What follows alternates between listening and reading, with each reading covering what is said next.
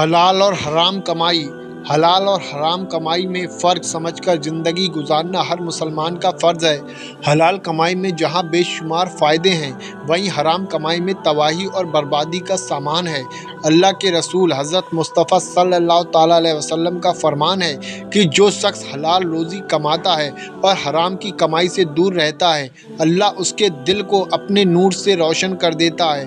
دوسری اور جو شخص حرام کی کمائی کر کے اس کمائی کو صدقہ اور خیرات میں دیتا ہے، وہ صدقہ اللہ کی طرف سے قبول نہیں کیا جاتا۔ اگر وہ اس کمائی کو خرچ کرتا ہے تو اس کمائی میں برکت نہیں ہوتی، اور اگر وہ اس کمائی کو چھوڑ کر مر جائے تو وہ کمائی جہنم کا سامان بن جاتی ہے۔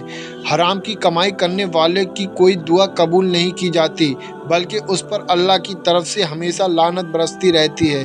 حضرت سیدنا سفیان ثوری رحمۃ اللہ علیہ فرماتے ہیں، جو حرام مال سے صدقہ خیرات کرتا ہے وہ ایسے شخص کے برابر ہے جو ناپاک کپڑوں کو پیشاب سے دھوتا ہے۔ اللہ۔ حضرت سہل بن عبداللہ تستری رحمۃ اللہ علیہ فرماتے ہیں کہ حلال رزق سے بدن کے سارے حصے عبادت میں لگے رہتے ہیں، دوسری اور حرام رزق سے گناہوں میں اضافہ ہوتا رہتا ہے۔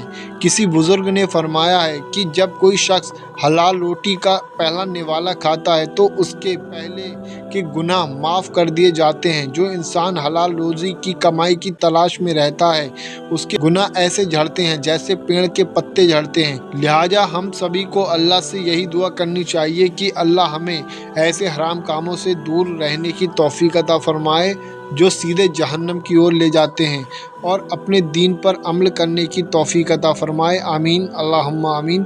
کمنٹ باکس میں آمین ضرور لکھیں، کیا پتہ کس کی زبان سے نکلا ہوا آمین کب قبول ہو جائے۔